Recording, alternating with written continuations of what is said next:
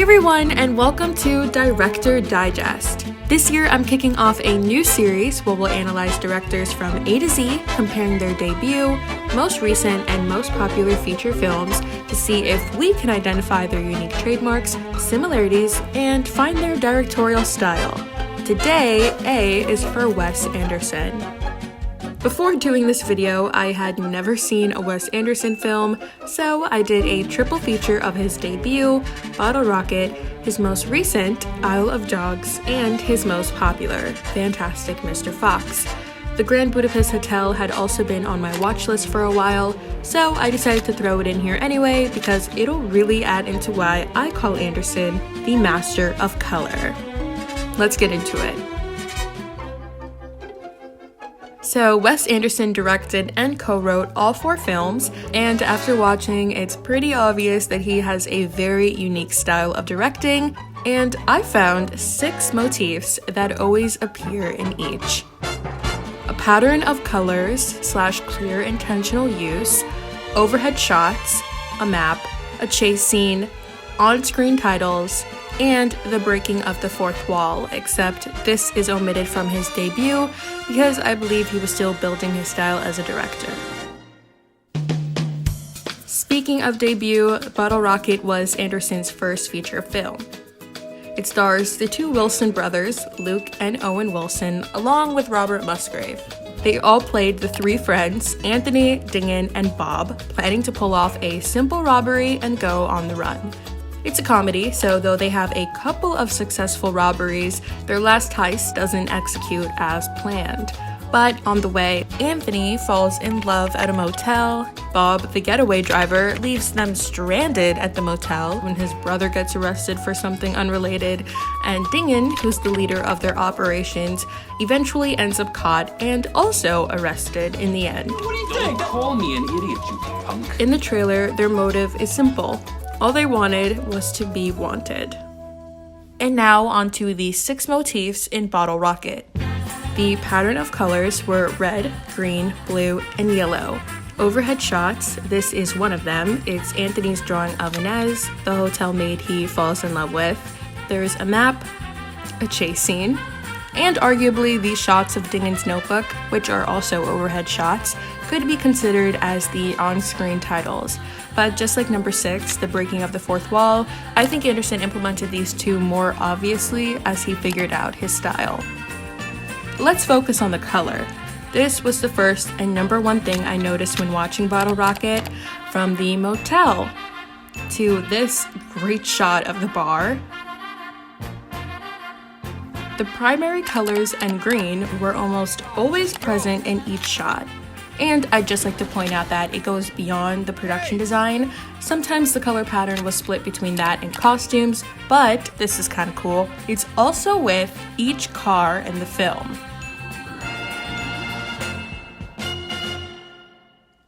And now onto Anderson's most recent, Isle of Dogs.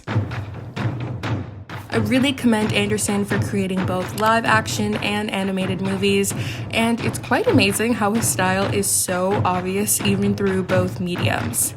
Isle of Dogs is a stop-motion animated film set in Megasaki, Japan, that follows a boy's odyssey in search of his lost dog.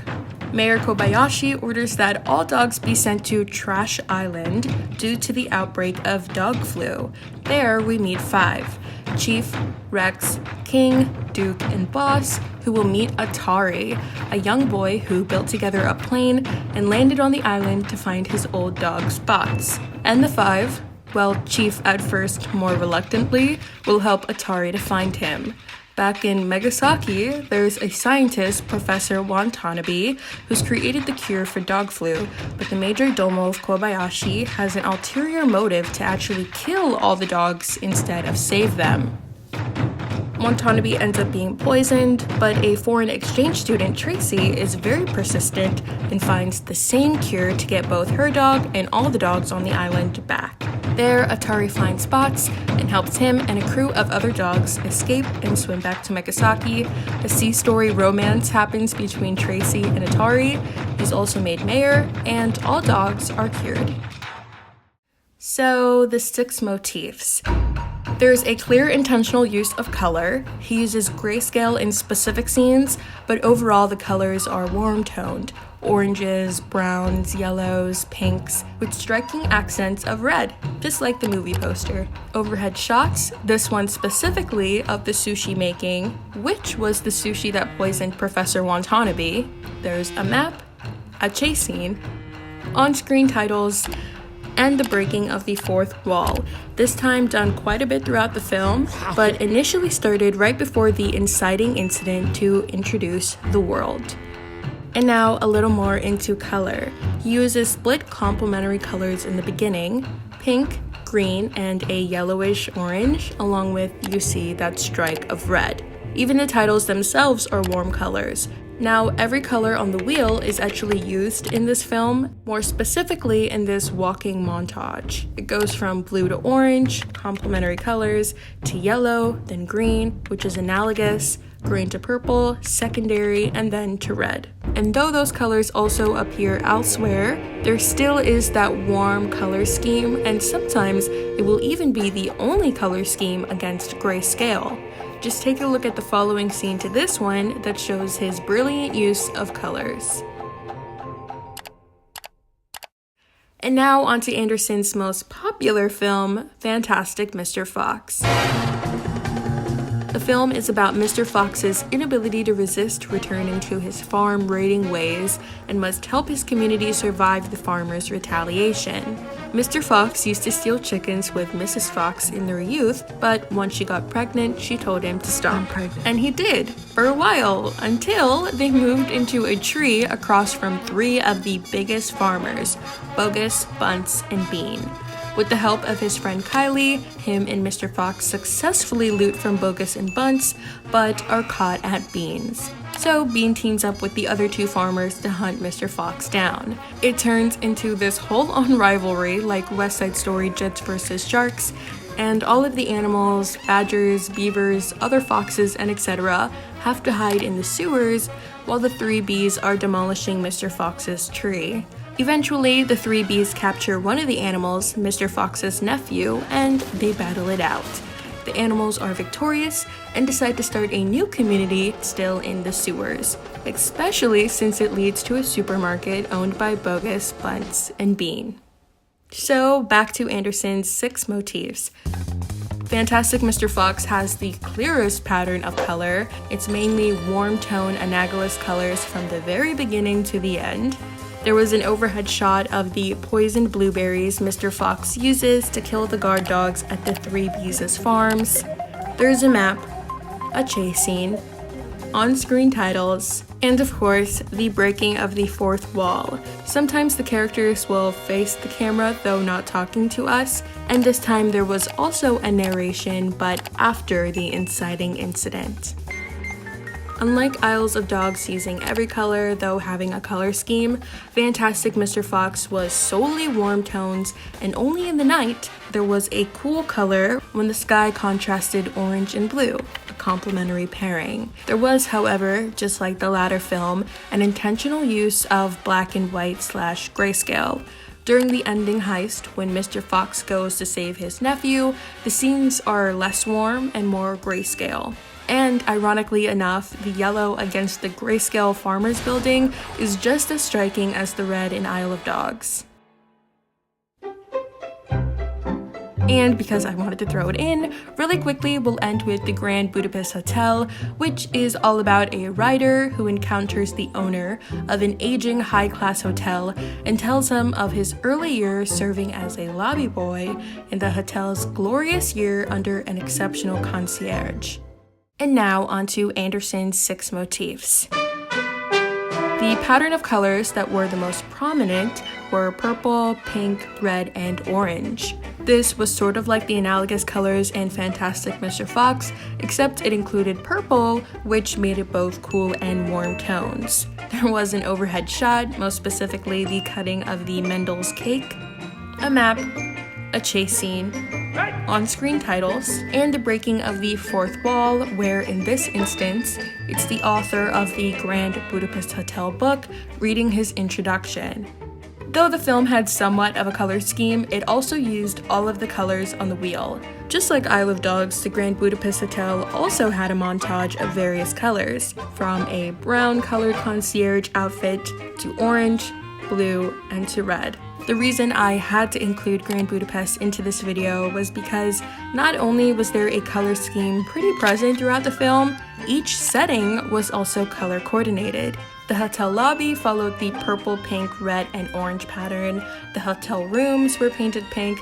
The hotel elevator was red. The hotel dining hall was mostly orange with hints of dark army green. The outside of the hotel was pink, yellow, and purple. The jail was faded beige and grayish light blue. And anything involving Mendel's bakery, the car, the packaging, and even Agatha's wardrobe was pink and light blue. And that's not even it. Now, the one thing I noticed beyond Anderson's 6 motifs in the films I've watched of his was the plot. The premise, or sometimes a certain section of the plot, either involved breaking out or breaking in. In Bottle Rocket, Dingen, Anthony, and Bob were breaking into Hinckley's cold storage. In Isle of Dogs, they were breaking out of the Kobayashi canine testing plant and Trash Island itself. In Fantastic Mr. Fox, he and Kylie were breaking into Bogus Bunsen Bean. And in the Grand Budapest Hotel, Zero, the hotel lobby boy, was breaking Gustav and his cohorts out of prison. So, my thoughts on Mr. Wes Anderson. Well, I think his mise-en-scene is fantastic.